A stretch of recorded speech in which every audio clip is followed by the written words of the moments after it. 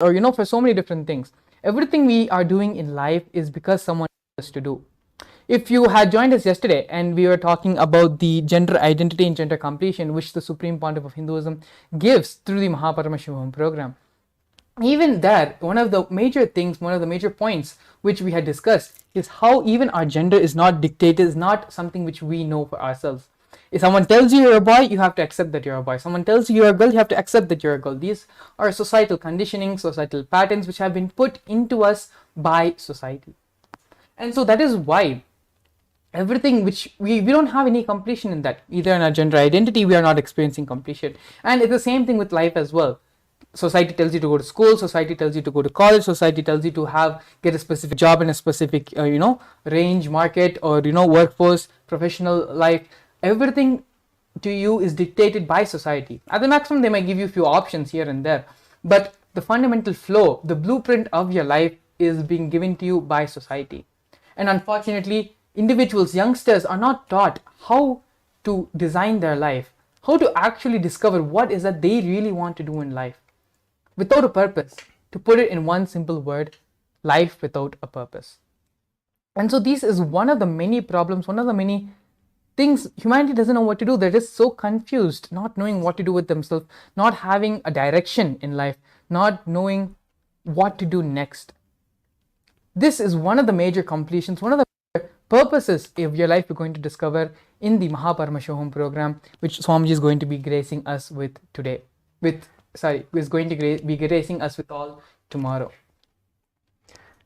That was so beautiful, Mangala Maharaj. Now I think I should just skip the suspense and get into the real topic, which is training your brain to reflect the consciousness.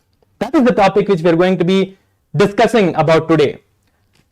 So Mangala Maharaj just explained about Adi Kailash and how the lifestyle and how the mission, the whole thing that Swamiji is reviving started in the Adi Kailash. How is that related to the topic that we are going to actually be looking into, which is training your brain into reflecting the consciousness itself, reflecting Swamiji, the ultimate, Paramashiva himself? Well, the Adi Kailasa, the source place which everything started manifesting from Swamiji himself, is one of the places that Kailasa directly is manifesting from, which is the Kalpa Vriksha, the banyan tree. The Kalpa Taru, which is there as the Nijavatar of Paramashiva, as the living Kalpa Taru, which is the banyan tree, is Paramashiva himself, Swamiji himself, manifesting in the form of a Kalpa Taru, meaning a Kalpa as a banyan tree. As a banyan tree, exactly. Yes. So that is the place which everything started from. So that is the ecosystem that is holding everything in Adi Kailasa. Now, what is the connection between that and this? That is what we are going to be seeing now. How is that going to manifest? How is that going to train your brain to reflect the consciousness, Paramashiva, Swamiji himself? Now, Mangala Maharaj, in Adi Kailasa, what is it that we enjoy the most when Swamiji was there? What is it that we enjoy the most in Adi Kailasa? Actually, Adi Kailash itself is such a good experience. In my time when I was there in Adi Kailash, for many different reasons, we used to go and travel, and we would go for awakening programs, or we would go to a different Adinam. We would travel for different things. But only when you come back to Bidadi, only when you come back to Adi Kailash, you feel like it is home. You feel, it just feels, there's a subtle experience that you have when you come back to Bidadi, when you come back to Adi Kailash. And that in itself is such a beautiful experience to have. It's Swamiji, literally his blood, sweat, everything is there in Adi Kailash. If you actually go and look through the Nithyananda, and you go through the history of Bidadi, history of the Sangha, you can see that even the Laughing Temple, the first kutir which was constructed, the first buildings which were constructed in Adi Kailash, Swamiji himself had put his own, using his own hands, his own blood and sweat was used in creating those places. He himself would not only put the bricks, even bake the bricks. He would get the mud, he would make it into clay, properly put it in the proper shape, and he would burn it in the whole night. He would put it for burning under the fire, on top of the fire, and he would even make the bricks. So forget about just even constructing the building, even making the material to make the building itself, Swamiji had done personally by himself. He had done so much of hard work to build Adi Kailash. And so literally you can say that not just in a spiritual sense, but even in a physical, in the reality of our plane, in our physical matter reality, Adi Kailash is literally Swamiji's own extension. Many times Swamiji himself has told that my whole body, my whole extension, Adi Kailash is literally the extension of his own body. And there are like so many experiences. I can just keep on going on and on and on about the different ways how Adi Kailash is special and how Swamiji himself has it's just an extension of Swamiji, the whole Adi Kailash experience, the whole breathing space of Adi Kailash. So many of my own personal skin diseases and problems which I have, they become irrelevant on Adi Kailash. Even if I go and travel to Chennai or some other place, it starts coming up. But then when I immediately come back to Adi Kailash, everything just, after a couple of days, after a couple of weeks, it just disappears by itself. And so Adi Kailash by itself is a kshetra. Many times we have gone over this point and we've told again and again repeatedly. And it's public knowledge. Adi Kailash is a very special kshetra. But it's much more, it just directly, it feels like home. The completion which happens on such a subtle level. You didn't even know you needed to have completion in that place. Very beautifully, actually, yesterday we had a sharing from Jared, who shared that you don't know how far you have gone down until you attend the Paramashivam program. You don't even know the different kind of sufferings you're having until you attend the Paramashivam program. It is a literal acid wash the Supreme Pontiff of Hinduism is doing throughout our being, throughout our whole, and inside, outside, everything. The Supreme Pontiff of Hinduism, Swamiji, is just doing an acid wash and completely cleansing our being of any incompletions, any problems, and certain things. It's like when you have a problem in your life, it's like having, there's a certain thing, certain which is not attended to your house. It could be, a smelly slipper, or a smelly sock, or a proper sewage which has not been cleaned properly. Initially, you know that the problem is there, but without attending to the problem, by and by, the smell starts growing in the house, and you also become insensitive to the damage which is being done. You start becoming insensitive to the junk, to the dirt, to the sewage which is being accumulated. And so because we have become so insensitive to the problems and the reactions and everything which is happening, and it's not that sewage is just piling up in a corner of the house. It is spreading, it is creating diseases, it is creating problems, it is spoiling the food which you're cooking in your house. It's creating so many multiple different types of problems. But because we became so accustomed to the sewage, so it's just been there for so long, we forgot to even address it as a problem. These are the different kinds of problems. These are the patterns. These sewages are the different patterns which we are facing in our life, and we have become so, what is the word which I used? So redundant of it. We have become so accustomed to it that we don't even realize that it is there. Yes, Maharaj. So all our viewers may be thinking now that, yes, how is this all related to the topic that we are actually going to be discussing today? How is Adi Kailasa, the great ecosystem which has been built by the Supreme Pontiff of Hinduism himself, how is that going to help us? How is that related to anything in the Paramashivam program that is happening tomorrow and every day till March 1st? They all might be wondering this. Now, let me tell you all that the Paramashivam program is nothing but the whole ecosystem itself recreated to all of you and given as the Paramashivam program that all of you have been experiencing, and whoever are watching, whoever have never attended Swamiji in any other program, who have just come to the program, who have just come here and just seeing us for the first time, Adi Kailash is an ecosystem for enlightenment. Anyone who is seeking for enlightenment, or even if not enlightenment, even if you are just seeking for a better life, even if you are just looking for, okay, I need some kind of a change in my life. If you see any of the kids these days, any of the teenagers, anyone, they might be just stuck in their life in so many different ways. They are stuck in so many different problems in their life. What is Adi Kailasha? Mangalaha Maharaj has so beautifully explained now. That ecosystem itself is manifesting in the Paramashivam program. And through the Paramashivam program, all of us are getting our brain trained. And the initiation that Swamiji is giving, that is what is going to awaken and reflect the consciousness, the Paramashiva Swamiji himself in all of us. So we are getting is all the other things that we are doing in the program, like the yoga that we are doing and other processes, other kriyas, other meditations that we are doing in the whole day program, is all the training for that one experience, for that one reflection of Kailasa, of Paramashiva himself, Swamiji himself in all of us happening. That is what is the glimpse of the whole Adi Kailasa being given. It's manifesting in our life, in just the place that you are living. It's just Swamiji giving the whole enlightenment to you wherever you are, wherever you, maybe Swamiji is like giving the whole thing to you and making you all experience that no one should ever miss.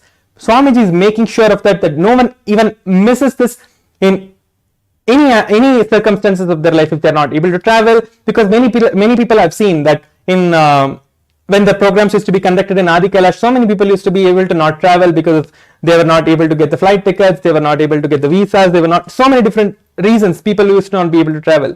But now Swamiji is manifesting the Kailasa itself, the Adi Kailasa itself in all of your lives, wherever you may be, whoever have maybe before because of some obstacle you have not been able to manifest the Paramashivoham or Mahaparamashivoham or any of the inner awakening programs that was conducted by Swamiji himself in Adi Kailasa or any other Kailasa. Now it is coming to all of your place as Kailasa itself coming to all of you. Swamiji himself is coming to all of your homes and giving, like, the whole initiation itself is coming to you wherever you are. You don't have to do anything literally. You just have to come and be attentive and be present in the program in front of Swamiji when Swamiji is giving the initiation.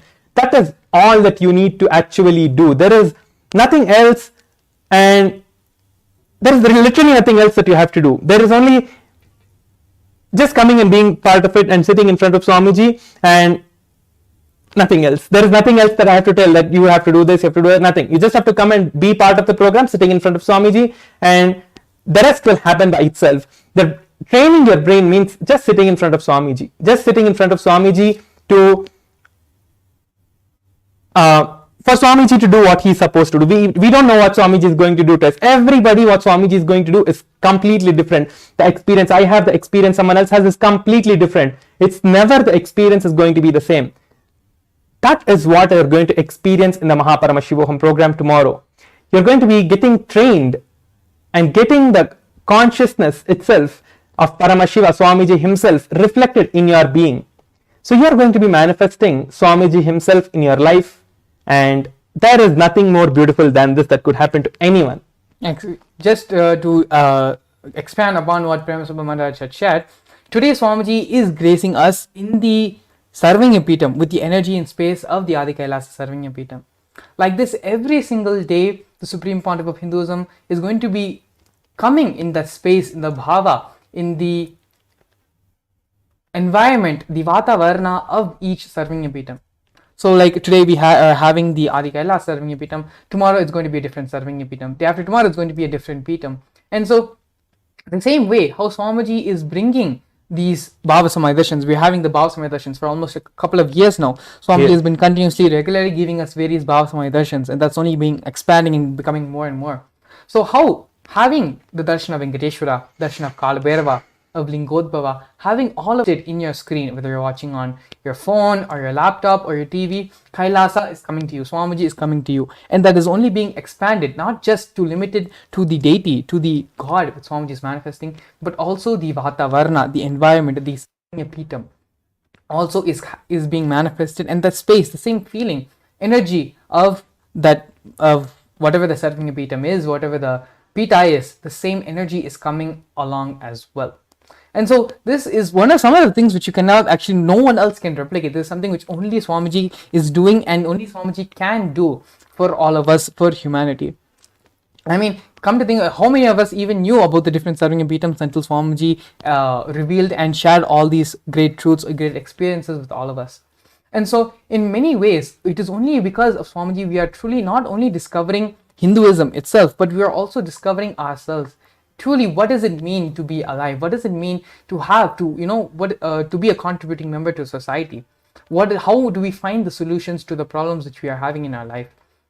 For all of these answers, it is only one: Hinduism, reviving the authentic Hinduism, which Swamiji is doing in every possible way, every possible aspect, and in every possible method. And so the topic of today's session, train your brain to reflect consciousness, is nothing but allowing Swamiji to work on you, being in the space of completion, having these right understandings. Actually, very beautifully, Swamiji had shared that in the Agamas, in the Jnana Pada, especially of the Agamas, all the Agamas are divided into 4 parts: Charya Pada, Kriya Pada, Yoga Pada, and Jnana Pada. So in the Jnana Pada part of the Agama, Paramashiva very beautifully says that to manifest any solution in your life, to solve any problem in your life. There's no need for any technique to be practiced. Knowledge is solution. These are the exact words which Swamiji said. Knowledge is solution. When you have the right knowledge, naturally the solution will manifest. Naturally you'll come out of those problems. When it comes to fire, all of us have the understanding that if you touch fire, if you put your hand in fire, you are going to get burned. It is a simple knowledge.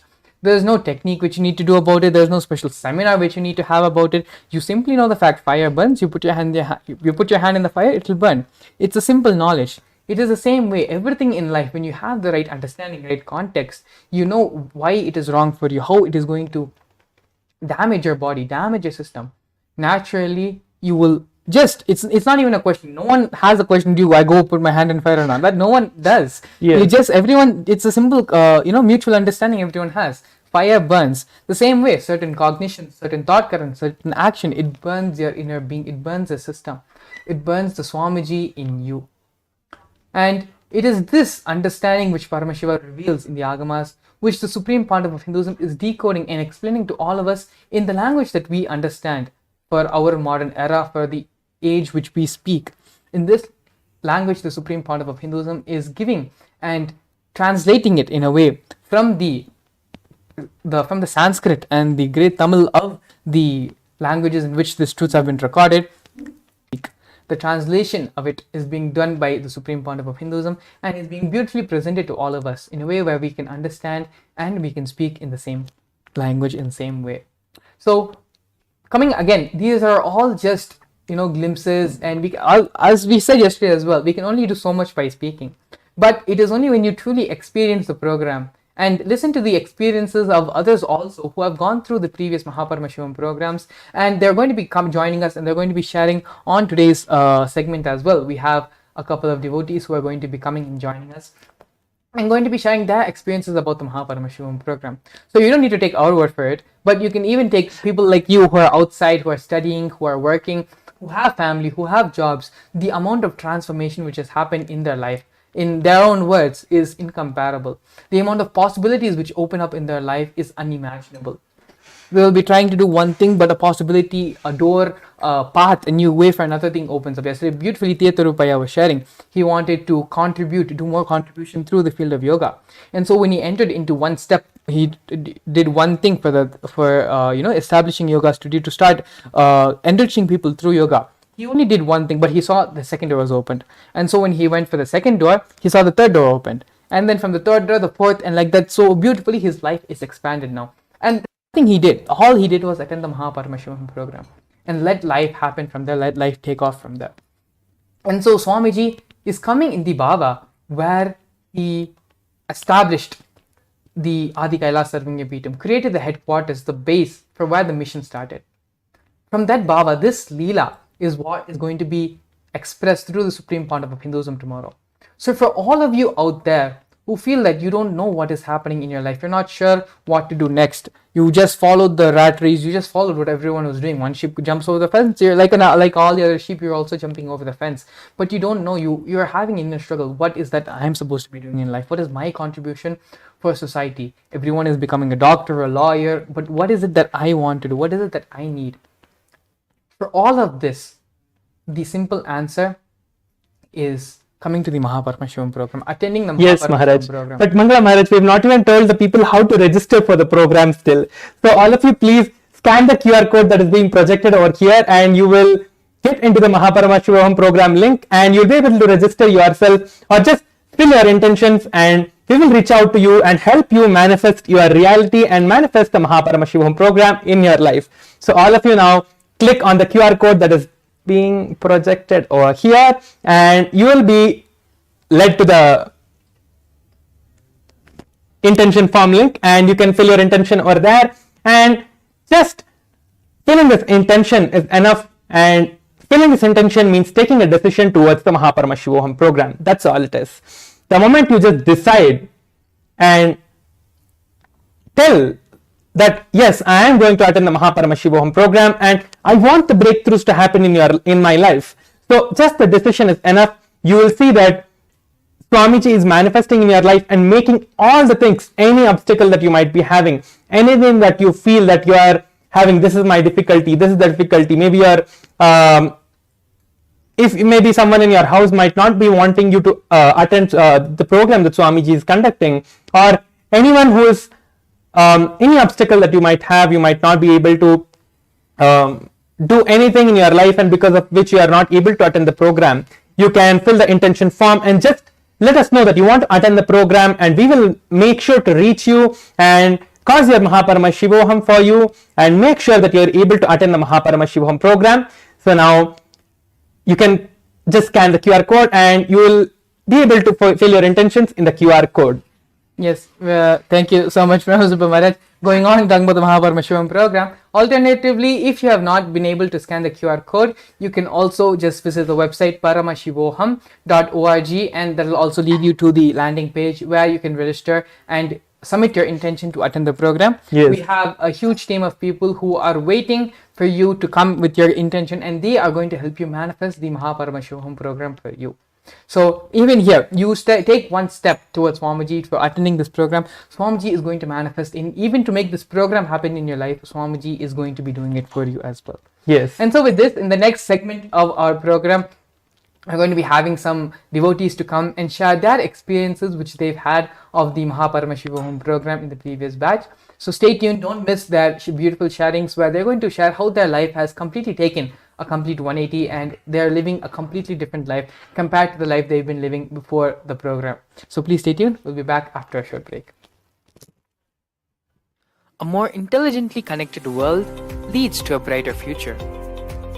An enlightened humanity leads to a better world. During the Paramashivam program, we help people to discover their superhuman possibilities and help them to find and achieve the true purpose of their birth by giving them the techniques, practices, and methodologies from the Vedagamas, the original source scriptures of Hinduism. The Supreme Pontiff of Hinduism is reviving the ancient original Vedas and Agamas in all its glory, in a user-friendly way for the modern mind. The Supreme Pontiff of Hinduism is transforming human beings into divine beings, reviving, initiating, and replicating the 463 powers from the Agamas revealed by Paramashiva. The Supreme Pontiff of Hinduism is not just giving solutions for every problem man faces, but is making them irrelevant to their lives by transforming human beings into divine beings. Listen. Any argument presented by your mind, body, your present reality to establish you are not Paramashiva, you are not omniscient, omnipotent, omnipresent. Anything presented to prove you are not Paramashiva is illegitimate. Decide this. This is super determinism. Understand? Anything you declare as will lose power over you, will die in few days, few minutes, maybe in few weeks, whatever few days it takes, it will not have power over you. Understand? This is the method for sudden enlightenment. This is the method for sudden enlightenment. It happens by the Shaktipada. Here Paramashiva is sitting to tell you all, you are Paramashiva, you are me, with Shaktipada and Shaktinipada. The Dvitiya Vijnasa Krama is an extensive and thorough yoga sequence to prepare your body to receive the experience being given by the Supreme Pontiff of Hinduism.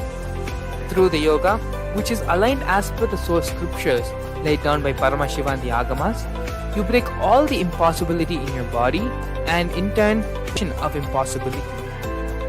The program leads you to go beyond your human frame and limiting human ideas, which prevents you from living your highest possibility.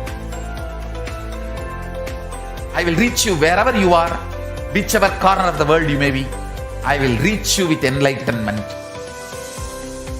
tell you, I am not here to prove I am God, I am here to prove you are God. Don't wait to become divine. Register now at paramashivoham.org.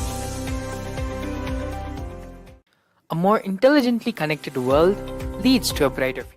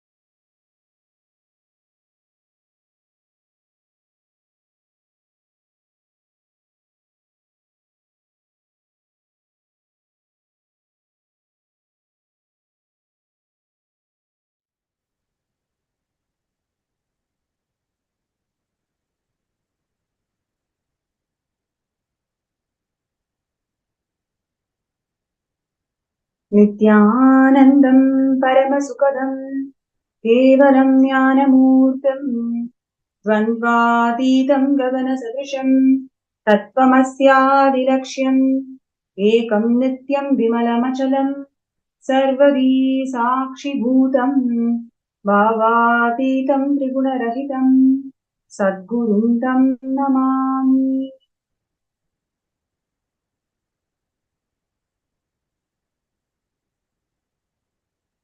Nithyananda. I welcome all the participants to this most eventful Bhava Samadhi Darshan. The Nijavatara, the Supreme Pontiff of Hinduism, Bhagavan Nithyananda Paramashivam Mahasadashiva Murti, gracing the whole world with his presence, with the Bhava Samadhi Darshan, empowering all of us to experience the superconscious mutation.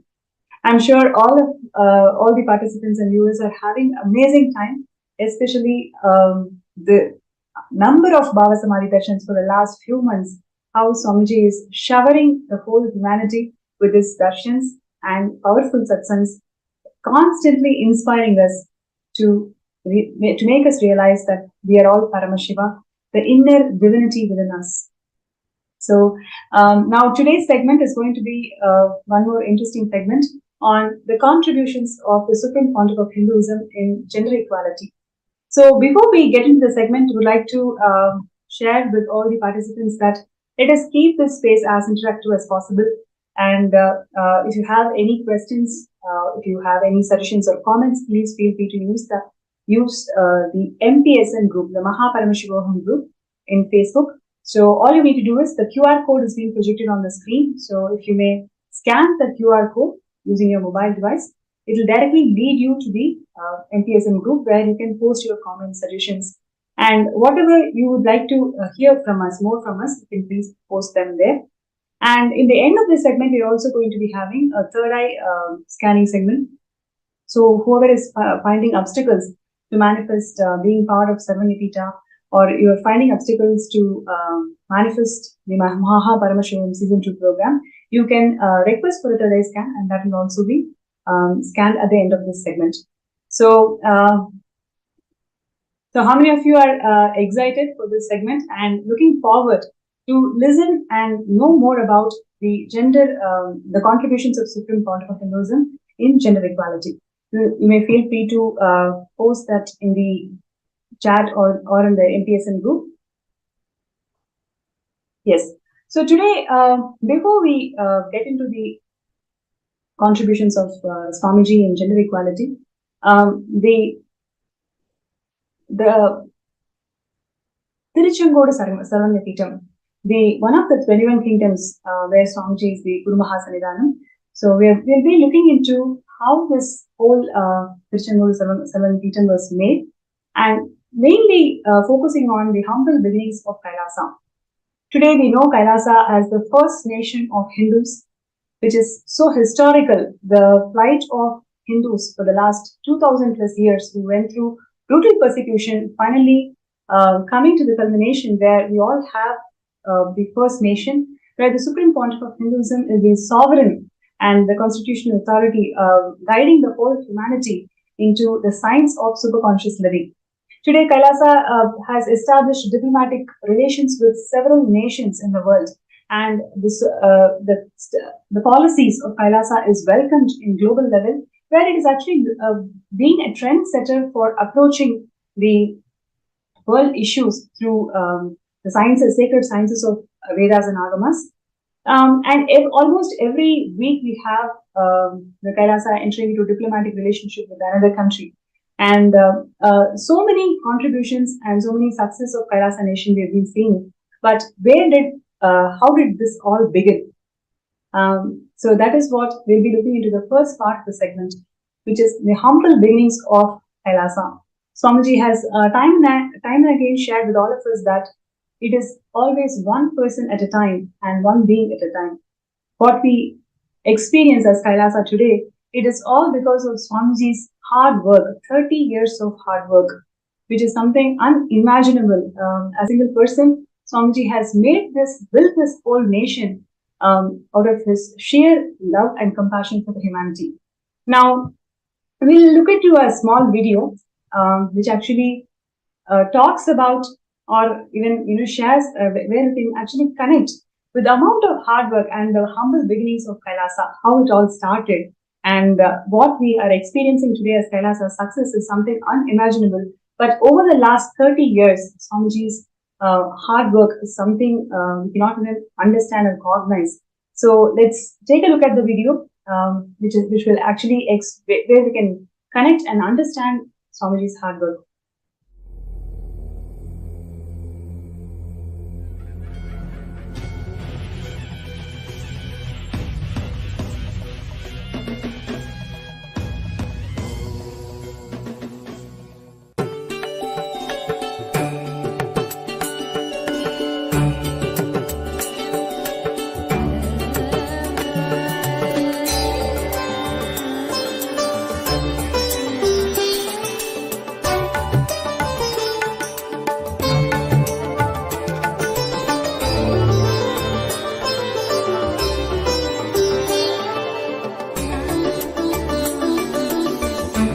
Adi Kailash Kutir.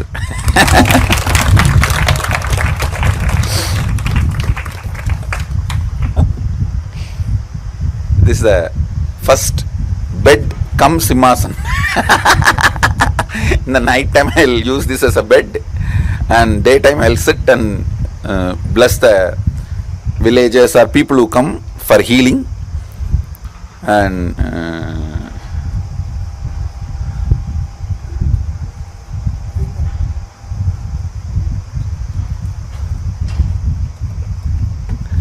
see that shed where the pujari is staying now, that used to be only single wall and just the top. There is no three-side wall. So, but this building was there, which used to stay Pratap, the earlier owner. He used to stay.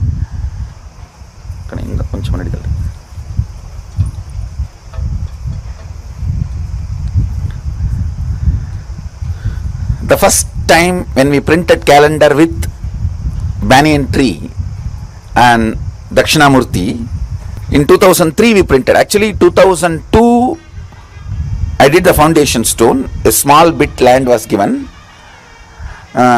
These guys have already wanted to give, they committed to give. The registration process did not happen in 2002 because somebody was traveling in their family. The registration happened 2003, but the Bhumi Puja was done in 2002 with another one person who gave a small bit of land. And so foundation was laid actually in 2002 on Chitra Nakshatram and Namavasya. Now only we found out it was Chitra Nakshatram.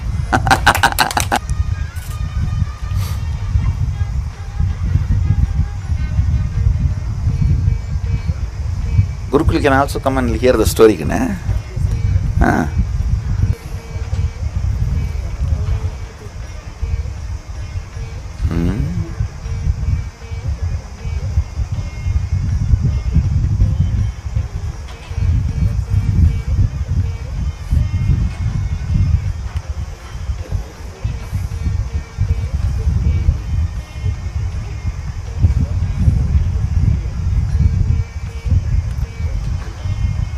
See, first calendar we printed, we offered to Dakshinamurti and brought it and stuck to the wall. Still it is there.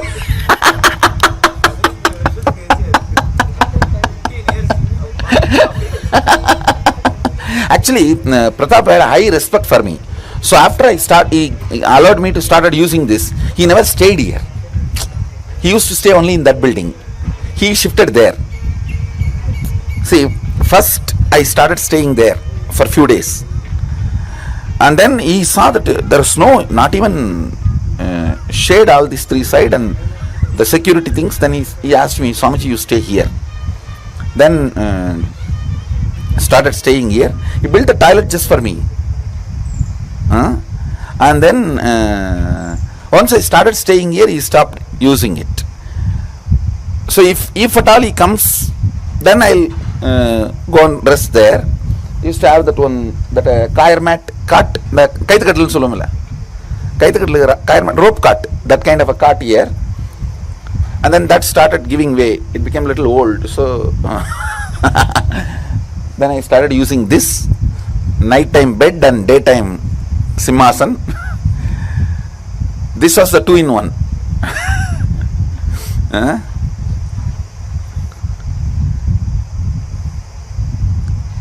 And that time itself, what all I collected, the temple photographs, the book on organic gardening, you can see all that.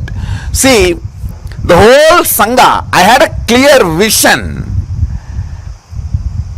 And almost, see, if you get inauguration invitation, that shows very clearly, I go to studio, get the photographer, ask the photography to be done, and then I go to another one studio, Photoshop the whole thing, place everything. It was personally designed by me. Nobody else is there. Designing. Then fun making the CM agree to come. That was, you are sitting CM. Inaugurated, we had 2 functions. One for Swamis, one for politicians. So CM and ex-former CM both came. Video is there. Both of them came for inauguration. We have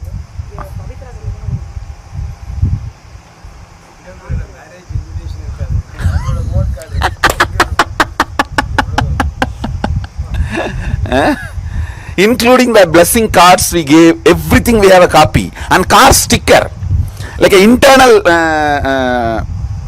gumming from sticking from inside. Ah.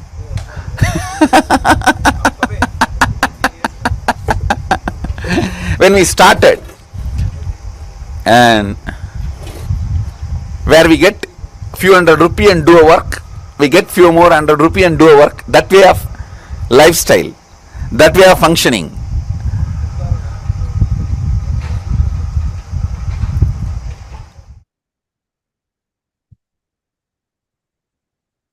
That was such an inspirational revelation by Swamiji, because what we see as Kailasa today, as the first nation of all the Hindus, is out of sheer hard work of Swamiji. Right from like what Swamiji is saying, the sharing 2 decades before, how Swamiji started the whole Kailasa. And in today's segment, we will be seeing the humble beginnings of Kailasa in Tiruchengodu Adinam, which is even before this Adi Kailasa sharing. So literally, how Swamiji started his first monastery.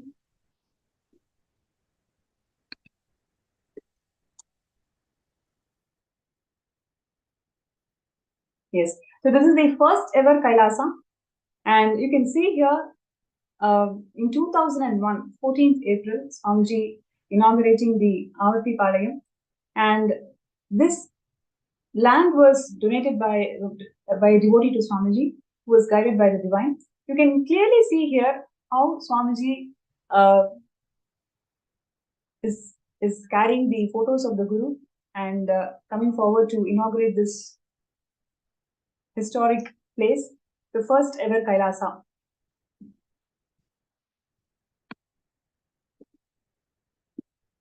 So this monastery is located in Bhavani Sangamam, a confluence of 3 sacred rivers, Kaveri, Bhavani and Amrita. And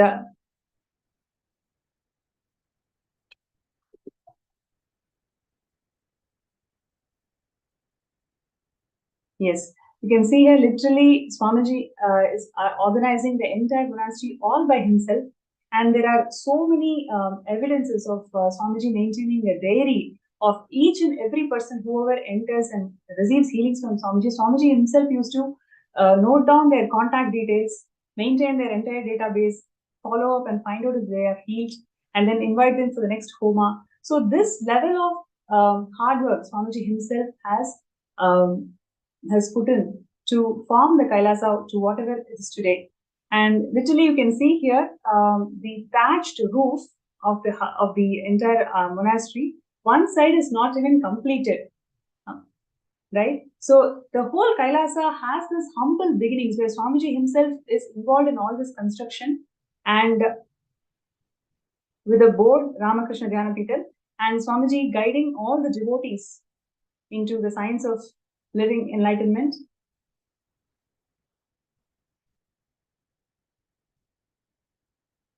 So there was hours and hours Swamiji spent in building each and every person, each and every being. So there are so many evidences where Swamiji has recorded a complete diary of all the people whoever visits the Adinam, receives healing, their entire contact database Swamiji maintains and follows up and ensures that they are healed and invites them for the next puja. And after they come to the puja, how we can develop into Adinamasi. So like that, each and everything Swamiji used to do all by himself back in 2001 itself, literally 2 decades before.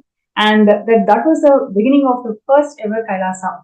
And slowly from there to Adi Kailasa in terms of and then literally Kailasas spread all across the world. And today they are standing as the first nation of Hindus. So one of the important contributions, today's segment, we're going to see one of the important contributions of Swamiji in terms of gender empowerment. Gender equality is one of the subjects that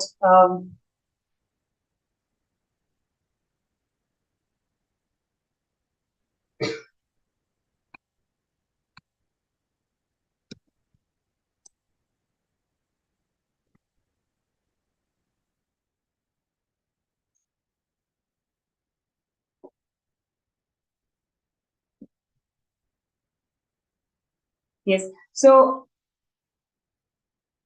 the devastating impact of gender bias in the modern world.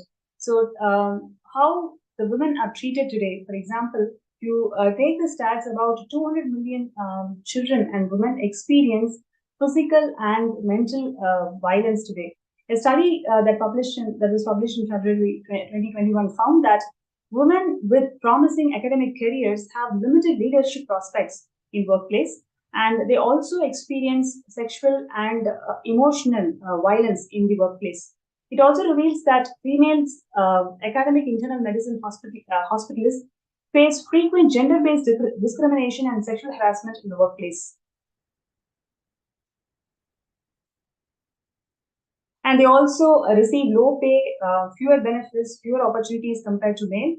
And the pregnant or the nursing women are also ill-treated. So there are several issues that we face in today's world in terms of gender equality, and it is not resolved. And even the feminism that we see today, it's not giving the desired results. It's all about competing rather than expression of unique aspects that each gender can contribute to a workplace.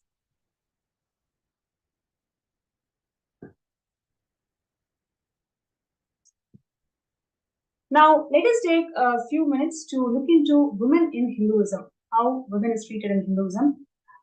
In Hinduism, women is the first guru, and Sadashiva says that Devi once asked, "If I see Guru and God both at one time, to whom should I bow down?" And Paramashivam says that you have to bow down to Guru, right? In Hinduism, Guru has the utmost importance because Guru brings God in our lives. Only by the grace of Guru, God happens in our lives, which is why Paramashiva tells us always bow down to Guru. And Hinduism, Mother is the first Guru. So this is how we worship feminine consciousness in Hinduism. And one of the other things which I also wanted to bring it out is the sacred verses in Adharva Veda. One of the things that Hinduism is always persecuted is about how the sacred texts in Hinduism are mistranslated and misquoted, that they have always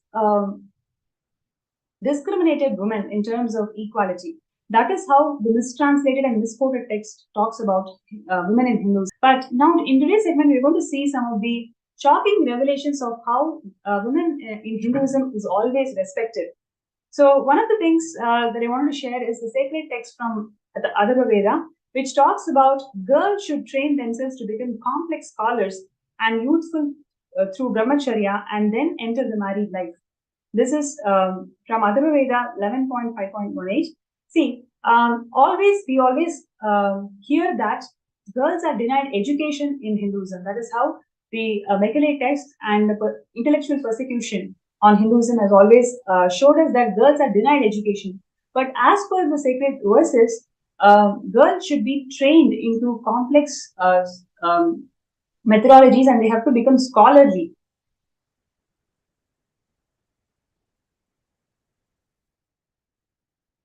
So next is parents should give their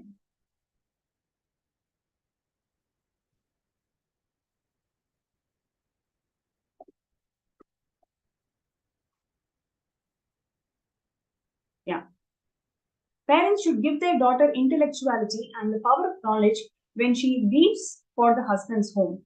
They should give her wealth of knowledge.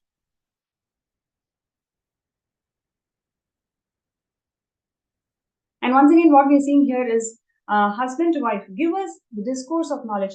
Again and again, all these sacred verses shows that Hinduism always promoted, in fact, revered women's knowledge and always empowered women with knowledge.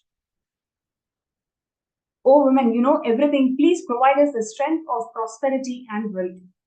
Oh, women, you are the keeper of knowledge of all types, which is karma. So this is how a woman was treated in Hindu kingdoms and Hindu society. And more verses we are just sharing where it says that women is endowed with knowledge. And this is a very important verse. We'd like to bring it to the attention of all the viewers. Oh, groom, this bride is protector of your entire family may she dwell in your home for a period and sow seeds of intellect. See, there is a verse, actually, textbooks, which talks about how woman is always under the shadow of a man right from her birth, whether it is a father or a brother or a husband, all the time she needs to be under the shadow of a man. So this is how mistranslated and texts on Hinduism portray such that women is experiencing a lot of discrimination in Hinduism, but in reality, the women after marriage, she is revered for the kind of knowledge that she brings to the family. Hey wife, become the queen and manager of everyone in the family of your husband. So this is how woman was treated after she gets married. I'm knowledgeable and you are also knowledgeable. If I'm Samaved, then you are Rigveda. So literally, we can see all these sacred verses talks about the intellectual knowledge that the woman carries and how she is revered by the entire society.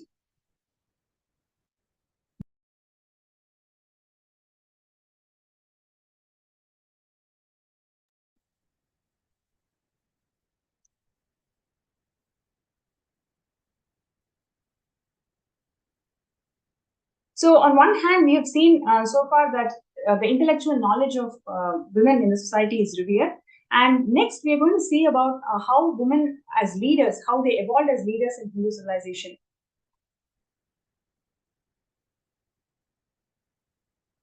So one more sacred verse which talks about where a woman is sharing that my destiny is as glorious as the rising sun. I am the flag of my home and society. I am also their head. I can give impressive discourses. My sons conquer enemies. My daughter illuminates the whole world. I myself am winner of all enemies. My husband has infinite glory. I have made these sacrifices which make a king successful. I have also been successful. I have destroyed my enemies. You can see how powerful a woman used to be in Hindu kingdoms. Women should take part in legislative chambers and put their views on forefront. And in this mantra, it is enforced that wife or ruler should give education of politics to others. Likewise, the king should do justice for the people and queen should justify her role. So in every level, whether it is a woman in the society or in the kingdoms,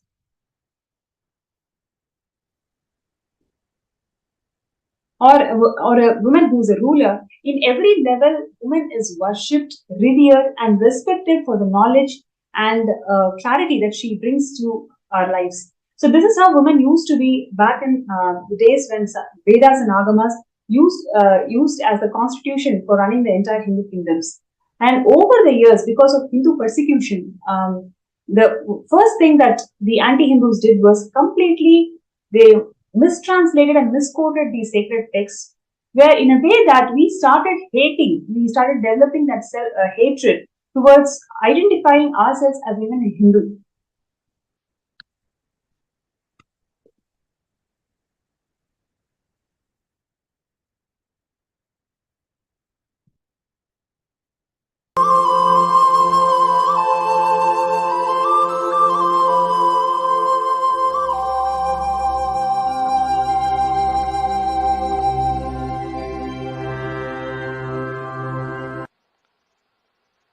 If you awaken the third eye, you don't have to go through, if you work on the third eye, you don't have to go through the regular, usual, logical system of thinking to come to a conclusion.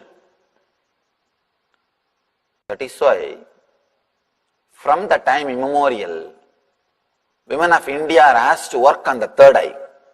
She is like a counselor.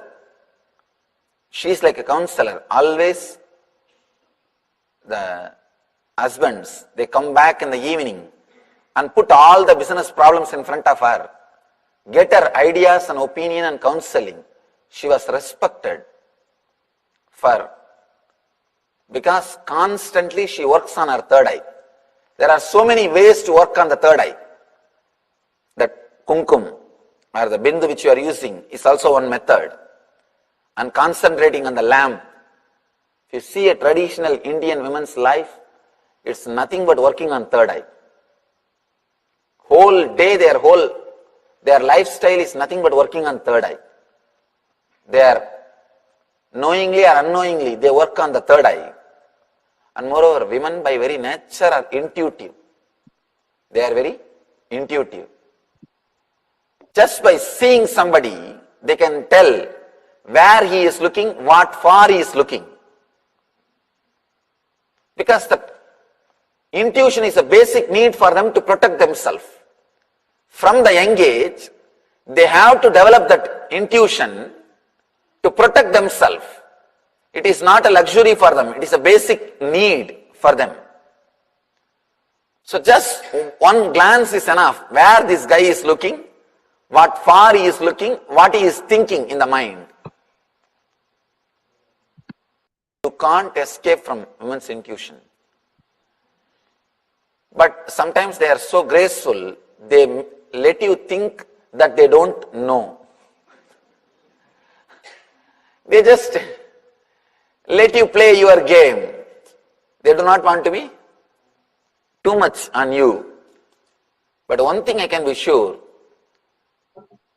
the intuition power of women is lot more than men by the very nature. Second thing, the techniques traditional Indian women practice, like kumkum or every day sitting in front of that lamp and meditating on it, all these things are techniques to awaken the third eye.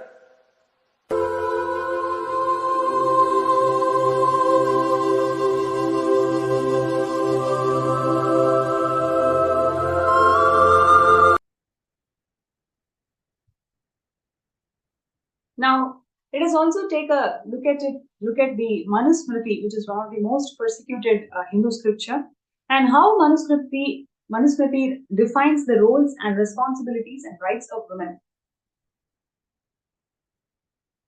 As per Manusmriti, a daughter is equivalent to a son. In her presence, there is no question of anyone snatching away her right over property. The right is equal in father's property for both son and the daughter. Again, always we are used to the ideas that women is denied education rights, women is denied of inheritance rights. So these were the common misconception and hatred that was spread because of anti-Hindu intellectual persecution that anti-Hindus did as an intellectual persecution to Hinduism. And now in this whole segment we'll be talking about the different Hindu laws which literally empower the Hindu women. A daughter alone has the right over personal property of her mother. That is one of the laws as per Manusmriti. And another law is, if a person has no kin or wife, then his wealth be distributed equally amongst his brothers and sisters. If the elder brother refuses to give a due share to other brothers, then he is held culpable by law. So, in fact, if you're not going to respect women in the society, you are actually considered as a culprit. So, those relatives who rob away or thrive on wealth, property, vehicles, or dresses of a woman or her family are committers of sin.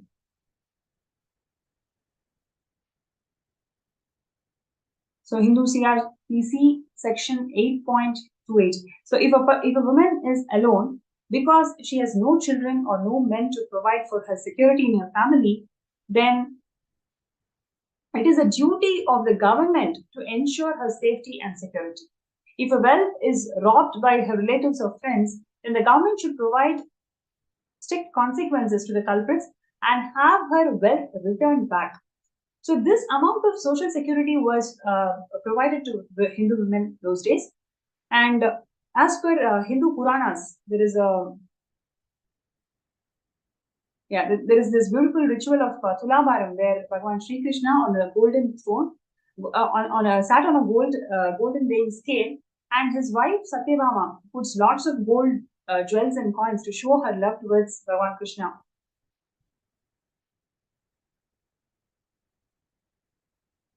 What this shows is that one angle to look at it is Devi Satyabhama had her own independent wealth and property, apart from what she had shared with Bhagwan Krishna.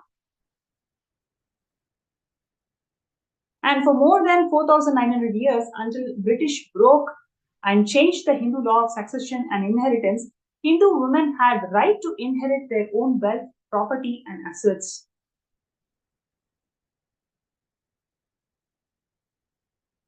And to protect the interest of their knowledge, interest of their daughters after marriage, Hindu kings and fathers would give huge shares of their wealth to their daughters, which they would exclusively own. And as per Hindu law, it could not be taken away from her. But this was but this was misrepresented as the dowry system. Please understand this wealth that the woman carries from her parents. It is completely given to her, and she should not be sharing that wealth with others. So this is given as a security for her own life, not as I have to give this to get rid of my daughter from my family. That is how the misconception is always spread in the society about women.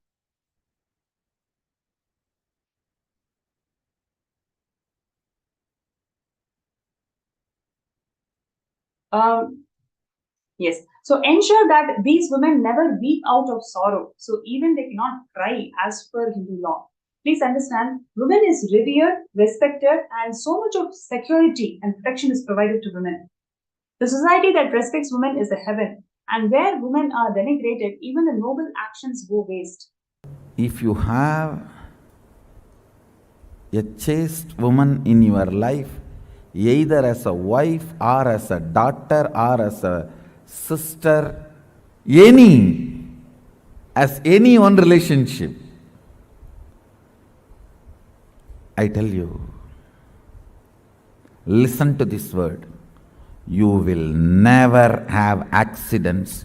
You will always be protected by all the unknown, unseen problems. A chaste woman, one chaste woman in your life, either as a sister or as daughter or as mother or as a wife, any one relationship, it can be any.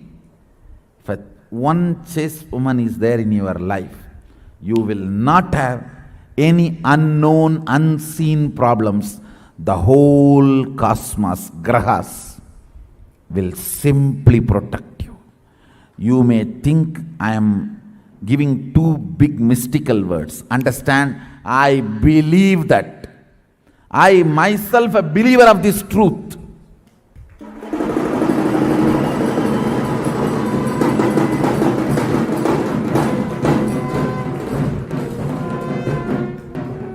I myself a believer of this truth. The chastity of that woman. Let me define again the chastity. The achalatva dimension of consciousness manifesting in body and mind in all relationships is chastity. Man having the chaste women in their life, either as mother or daughter or sister or spouse or whatever, some relationship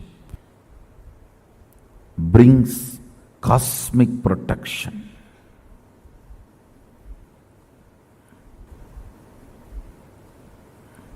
You don't know the power of it. Maybe I'll have to have few days satsang just for that. Just for that. I think it is my responsibility to reveal the sacred secrets of chastity in every dimension.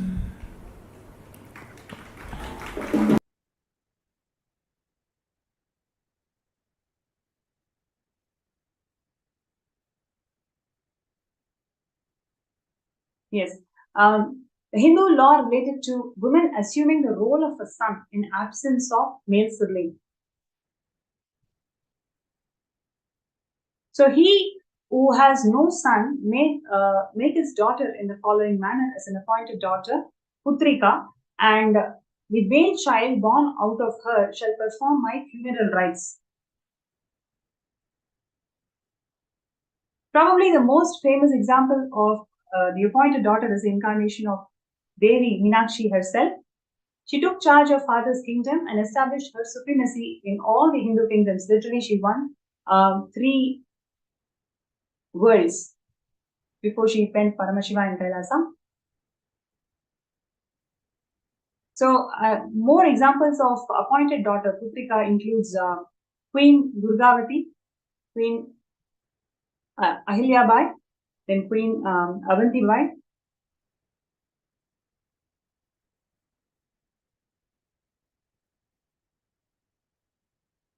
And then we also have Rani Lakshmibai.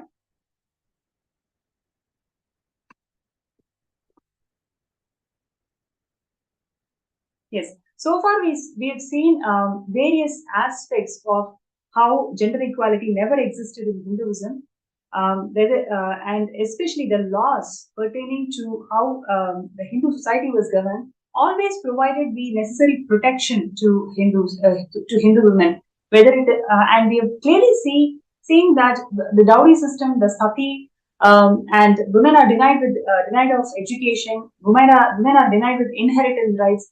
All these are blatant lies that's been spread in the society by the anti-Hindus. And now in the next segment, we're going to see one of the most persecuted traditions of Hinduism, which is the Rudra Kanya tradition, which is actually called as a Devadasi's tradition, which is completely persecuted and spread lots of lies about it. So now we are going to see the Sarvaparitraga of Vellayammal, who used to be dancer from the dancer in the Srirangam temple. And in the Tamil month of Vaikasi, the Alauddin Khilji, who was the Sultanate who sent his commander to literally destroy the entire Srirangam temple.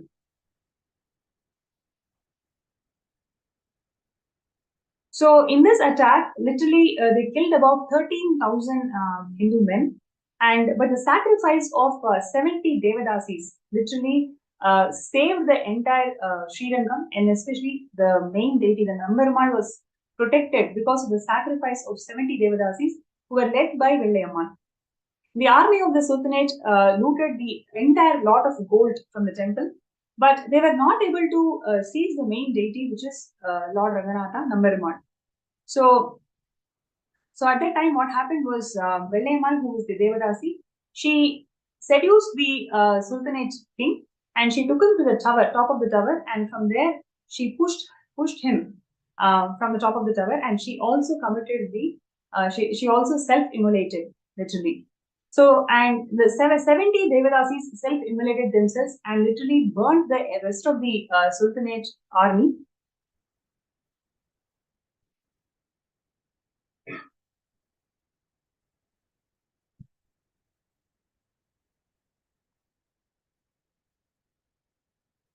So it is because of the ultimate sacrifice of Vellayammal and the 70 Devadasis, which literally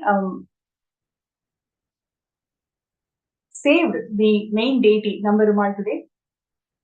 So it is not a laziness or it is not huge violence. It is actually the ferocious Tyaga, strategic Tyaga that these Devadasis exhibited those days, which saved this entire enlightenment ecosystem for us today. So, hailing Vellayammal's sacrifice, the chief of Vijayanagara forces away the Sultanate forces, named the tower after her. So, this tower always used to be colored in white.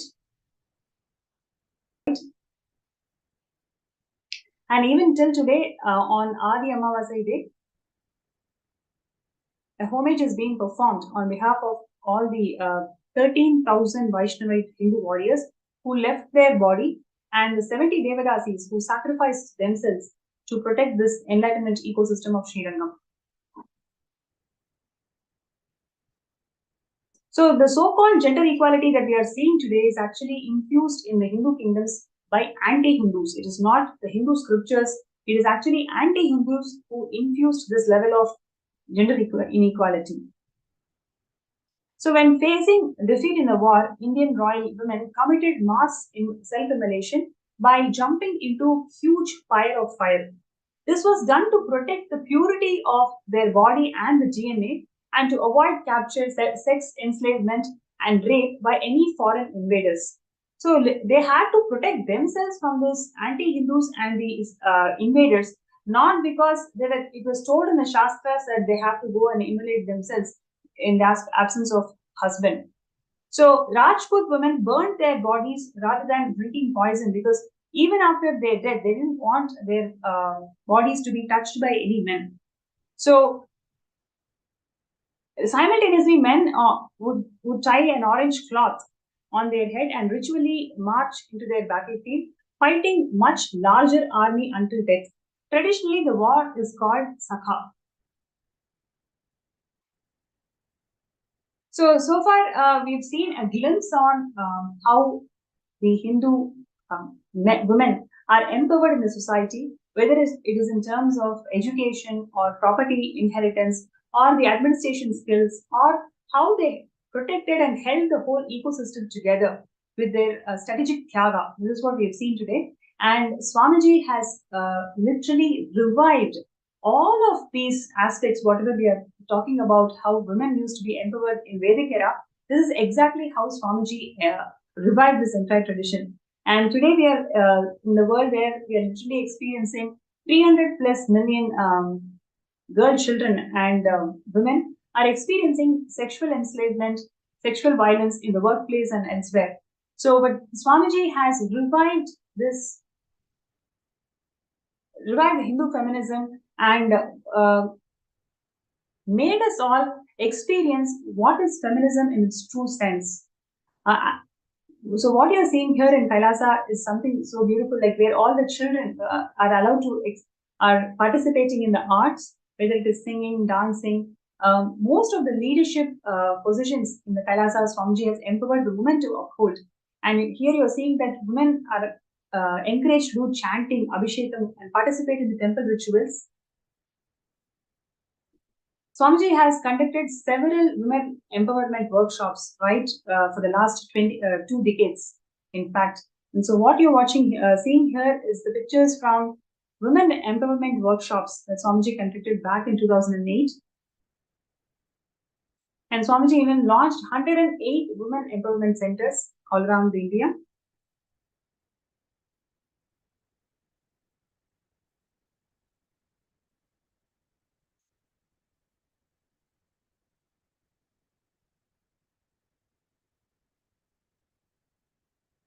And Swamiji also introduced Nithyananda Grama Seva Yojana, where women from rural parts of India, they are empowered to self-sustain themselves.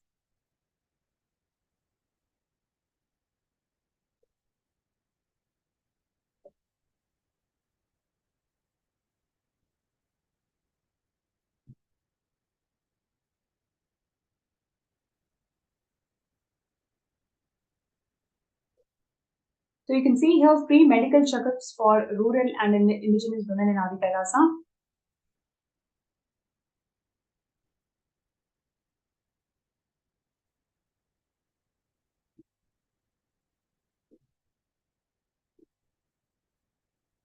So several such initiatives the Supreme Pontiff of Hinduism has established in the last 3 decades of bridging the gap in the society about gender intolerance and gender inequality.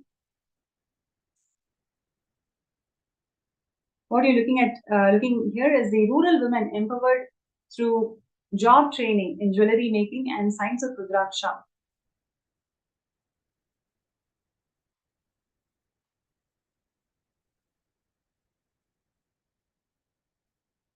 Kailasa also offers spiritual and mental well-being counseling to rural and indigenous women.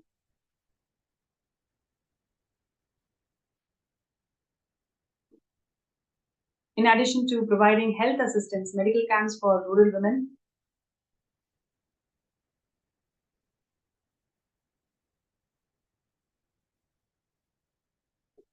They also train for labor and trade through agronomy, farming, cultivation, and agriculture.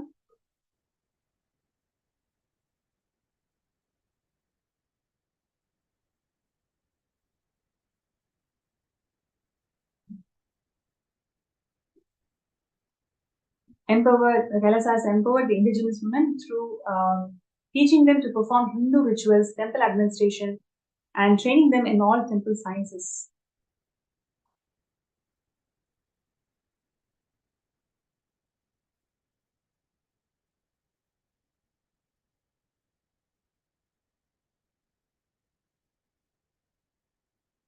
So far we've taken a short glimpse of various contributions that Swamiji has done to bridge this gap in the society where women feel suppressed and devoid of rights in today's world. How Swamiji has empowered the divine feminine consciousness in all the women and literally revived the way how women used to be treated in Vedic era, whether it is in terms of excellence in education, empowering them in administration, empowering them in inheritance and empowering them in expressing themselves through arts and tyaga, the undeniable tyaga that woman is always epitome of. We're going to be having a speaker who's going to share her experiences of being in Kailasa as a woman, how she was able to overcome the gender inequality that she faced in society, and how Swamiji's teachings literally empowered her to discover who she truly is. So it is my pleasure to welcome Ma Durjati to the show today.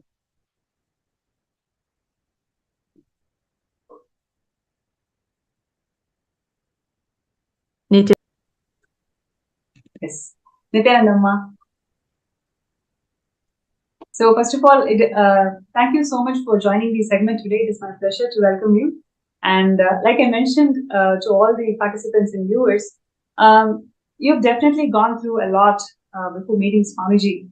And after meeting Swamiji, you can definitely see the changes and the confidence that you radiate as a being, as a woman in the society. So would you like to share an insight about how it was for you to be in the society before you met Swamiji, and how the teachings of Swamiji empowered you to face the society and be sure of who you are? I knew from a young age I was different.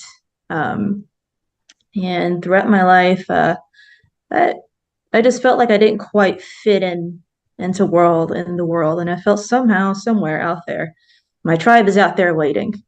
And it turns out it's you guys. I've been, an LGBTQ woman since a very young age, and as a woman, we go through our struggles, our ups and downs, wanting to feel safe, having trouble feeling safe, and you add the layer of also being LGBTQ plus on the spectrum of that. It's another layer of challenges you have to deal with, and I struggle to find my place in the world. But before I knew what Tiago was, I strongly feel that's what I expressed throughout my life. And ultimately, that's what led me to finding Swamiji and finding that place where I no longer feel like I found the right place. I was completely accepted, celebrated, and respected as a woman, and who I am as an LGBTQ woman. Wow. Would you like to share how Swamiji's teachings and Kailasa empowered you to be assured of this identity, and also enrich the whole world about being confident about who you are?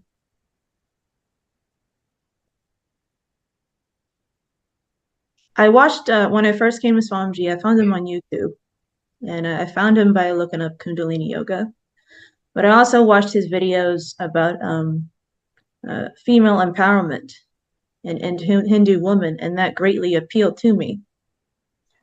And I remember him speaking about him being transcendental gender. He was beyond gender as a Raja sannyasi.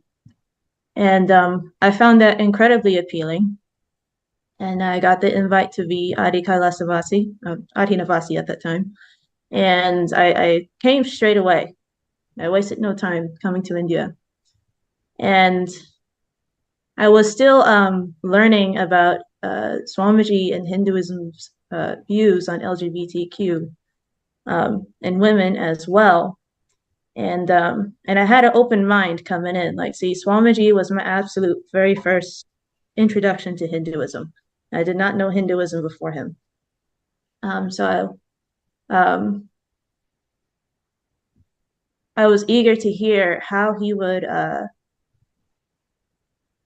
his teachings and what Hinduism teaches about LGBTQ.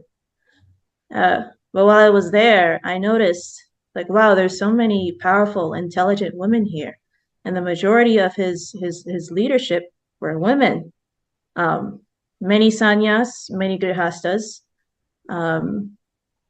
many mothers, grandmothers, even like young teenage girls, incredibly intelligent, powerful young women, like 16, 17. They already had leadership roles and they were rocking it. And I was so thoroughly impressed. And I remember just a few weeks into being Adhinavasi, he spoke about the LGBTQ views and mentioned how we're actually respected, celebrated, and revered in Hinduism. And he started talking about the 11 genders. And I was just floored. And I'm like, see, I mean, I already knew this was the guru for me, but then I definitely knew that he was the guru for me. And Hinduism was absolutely a place I could go home. I was no longer orphaned. Hinduism was absolutely the path for me. Swamiji was the guru for me. And there was a place in Kailasa for me in my own unique path. And I was empowered and celebrated and accepted by many around me, and many like me as well. And since becoming his disciple, I felt incredibly empowered over the years, incredibly confident, like more sure about who I am. And I also learned that I'm more than just, you know, LGBTQ. Like there's more. There's more layers to gender than what you read and learn about in society. There's more of a deeper spiritual aspect to it. So knowing that in Hinduism, there's 11 genders, like I learned more about myself. And it's been a beautiful journey of growth. And to be handheld by Swamiji himself in this journey, I feel more empowered than I've ever been in my life, for sure. Yes. Wow. Thank you so much for sharing your journey with Kailasa and Swamiji. And I'm sure there are so many more women out there who are looking for solution, who are looking for that self-assurance of, being confident about who they are and enrich the world with the intelligence, innate intelligence that they are endowed with.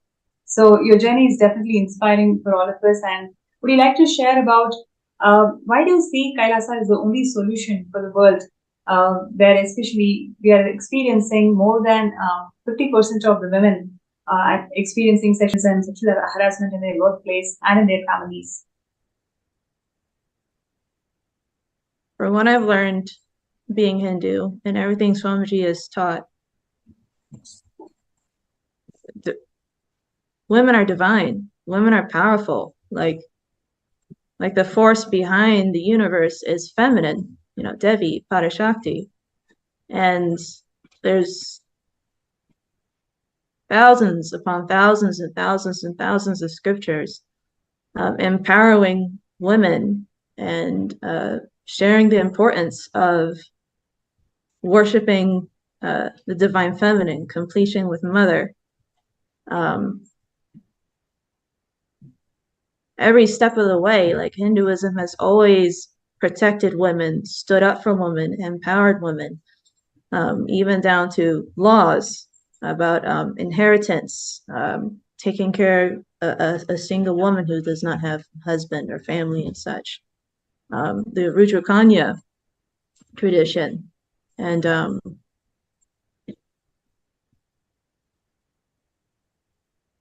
it's like it's in Hinduism, it's all encompassing. It protects and looks out for women in every aspect of her life. She doesn't have to pick and choose. Look at this, especially as a LGBTQ woman, like all of me is accepted, all of me is respected and celebrated, and the laws are meant to protect me too. And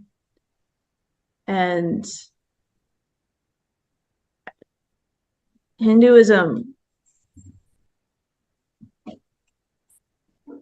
celebrates every aspect of a woman and makes sure that it cares for her, protects her, and empowers her in every single way. She is completely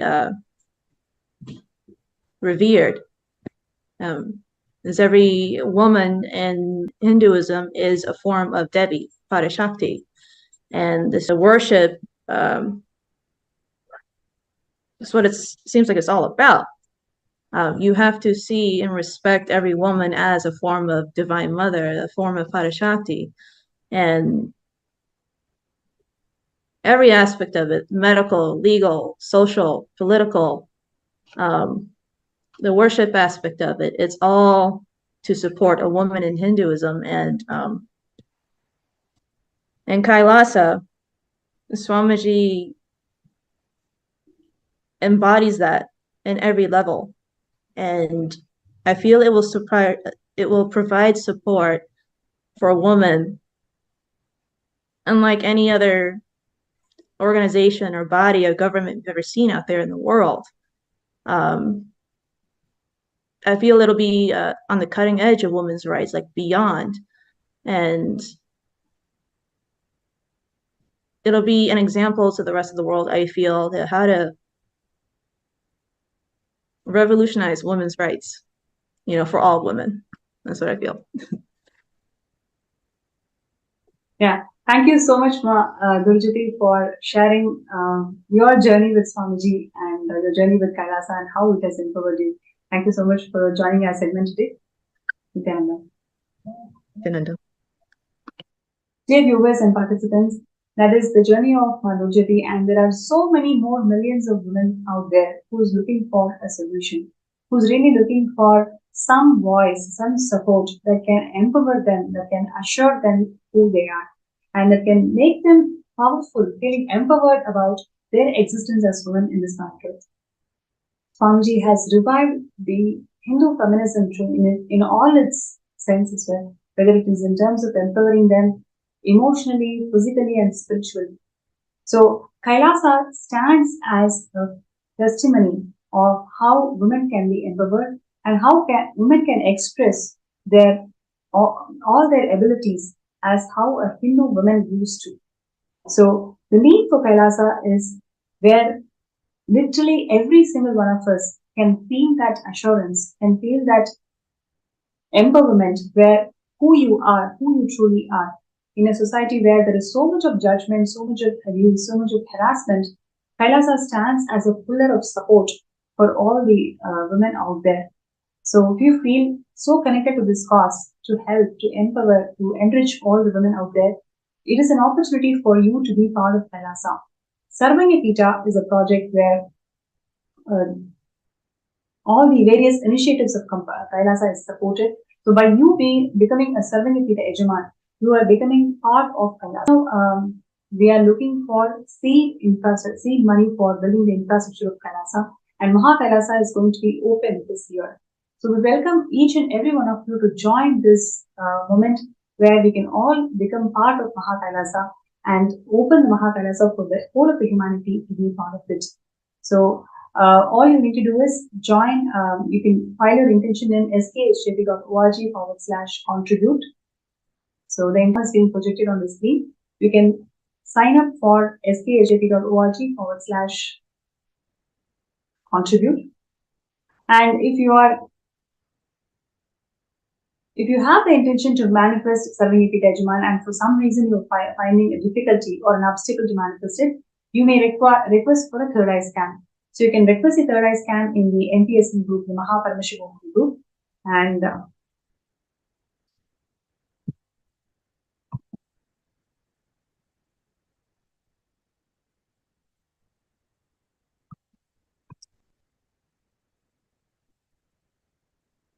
also would like to hear from participants today. So many of you are women, and you have definitely connected with various other women in your society, in your office place, how they feel about themselves, how confident they are able to move and express themselves in society, you very well know. But on the other hand, after Swamiji has given all these initiations and powerful cognitions, how you are handling the society should be very different than how they handle it. So we like to share your thoughts and your cognitions on how women empowerment is being supported by Kailasa and Swamiji in a big way. Also requesting all the participants, whoever would like to have a third eye scan, you can post that in the MPSN group.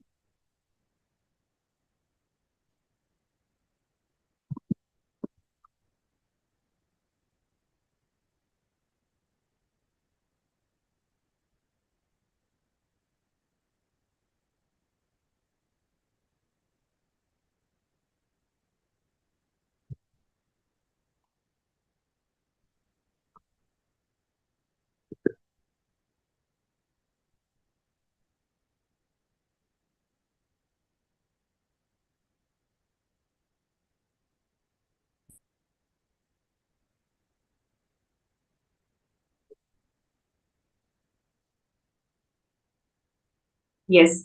So Yang Lin requested for a scan. Right. So I request you to be seated and chant Mahavakya.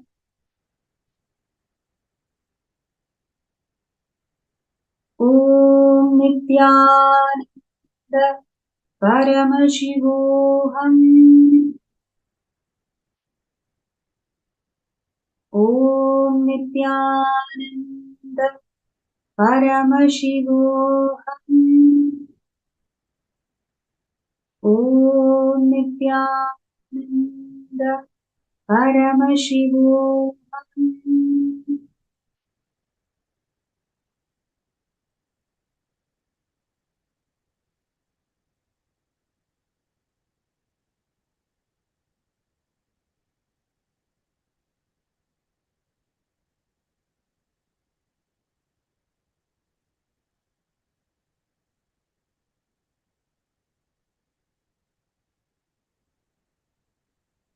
Ma Yanglin. So, what I would like to share what Swamiji revealed in third eye. First thing, the ideas that you carry about life, right? The very idea that you carry about life, which is the intense hatred that people have for you. It is a perception you carry about life. Now, today, decide that it is just a perception. It is really a perception that people hate you. People have nothing to do about who you are and what you are doing. It is actually your perception which makes you feel that people hate you. So, Yanglian, today, throughout the day, all the exercises that we will be doing today, focus on this life cognition that you are carrying. Because of this life cognition, even in the places where you are expecting wealth to manifest, where you have given money and you wanted people to return the money, or where you wanted to manifest wealth, in all those places also, this very cognition that you carry about life, right? It is literally stopping that abundance to flow through you. So now today, take this entire day, sit and write down all the incidents wherever you felt this intense hatred from life. Complete with all of them. And of course, today's darshan, Swamiji is going to burn all of these limiting cognitions that you carry about yourself and life. Intensely connect with Swamiji and pray during the darshan for you to experience healing, for you to experience auspiciousness from life.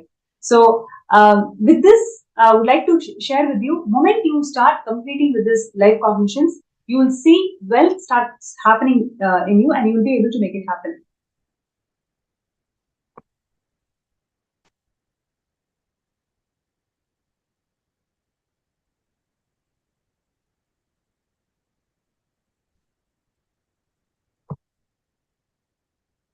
Yes. So with this, we come to the end of this segment.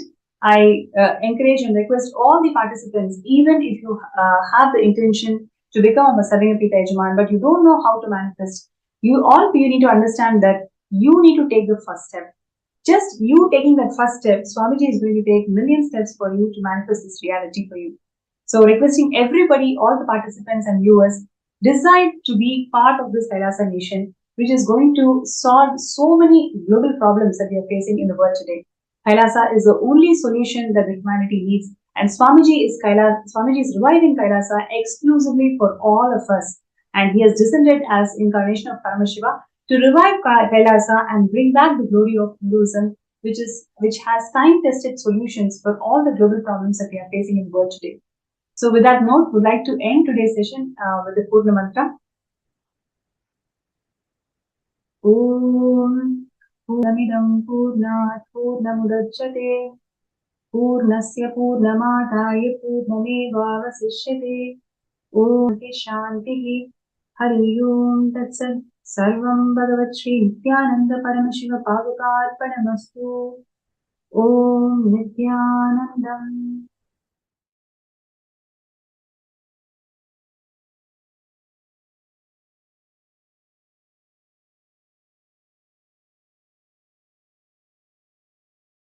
Participants that are eagerly awaiting, that are all eagerly awaiting today's Bhava Samadhi Darshan. All of us are going to be bestowed with the darshan of Mahasadashiva Murti. We are going to be having the divine audience with Paramashiva himself, where all of us invariably walk of life you are from, or whatever space that you are right now in, nothing matters. Whether you're stuck in some issues or you're stuck with something inside you or outside you, none of these matter, because all of us are going to enter into the Bhava Samadhi. All the live viewers that are watching us on YouTube and Facebook, if you want to be a part of this live Bhava Samadhi that's happening, you can avail this opportunity by signing up for Mahaparamashivoham, because in Mahaparamashivoham, right now, in just a few more minutes, we are going to be having a very, very special darshan and a very special session directly with the Supreme Pontiff of Hinduism himself. So thank you so much for all the viewers that have joined us. Anybody that wants to be a part of this is the call for all of you. Join us for Mahaparamashivam. And every day we are blessed with various differentiations with the Supreme Pontiff of Hinduism. Yesterday, Swamiji had a very powerful session, just one session, which is equivalent to 10 Mahaparamashivohams. And Swamiji simplified one of the most complicated concepts about Hinduism and some of the most complicated things about Hinduism. Swamiji gave it in the most simplified, most practically applicable method to all of us. So do not miss these exclusive sessions. I know there are so many of you out there wanting to be a part. So do not miss it. Please sign up and you all can join us.